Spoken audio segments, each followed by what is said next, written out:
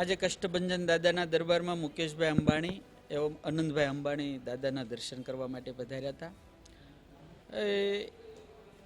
આપણે સૌ જાણીએ છીએ આપણા ભારતના સૌથી બહુ મોટા બિઝનેસમેન છે.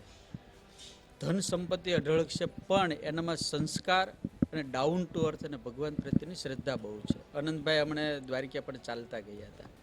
થોડા સમય પહેલાં બા પણ આવ્યા હતા. ત્યારે મુકેશભાઈ મને અત્યારે વાત કરી કે મારે બાની સાથે જ આવવાનું હતું, પણ હું કંઈક એવું શિડ્યુલ આવી ગયું એટલે ન જ આવી શક્યો.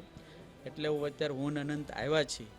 પણ હવે વારે વારે અહીંયા દાદા અમને બોલાવે એવી દાદાને પ્રાર્થના કરીએ છીએ. મને ખ્યાલ નથી કે એને કીધું આમાં આરતી જો લાઈવ થાય તો સારું. એને તરત મુકેશભાઈ આનંદને કીધું કે બેટા જે સ્વામીજી કે બધું કરાવી દઈએ આપણે. આવી બધી અમારે એમની સાથે વાત અને ચર્ચા થઈ. દાદાનો પ્રસાદ અર્પણ કર્યો. દાદાની મૂર્તિ સરસ મજાની કષ્ટભંજન દાદાની, પછી કિંગ ઓફ સાળંગપુરની મૂર્તિ પણ આપી. ખૂબ ભગવાનને પ્રાર્થના કરીએ કે આવા લોકોની સાથે ભગવાન રહે અને એમનો બિઝનેસ દિન પ્રતિદિન વધે, તેમાં દેશ અને સમાજનું બધાનું ભલું છે.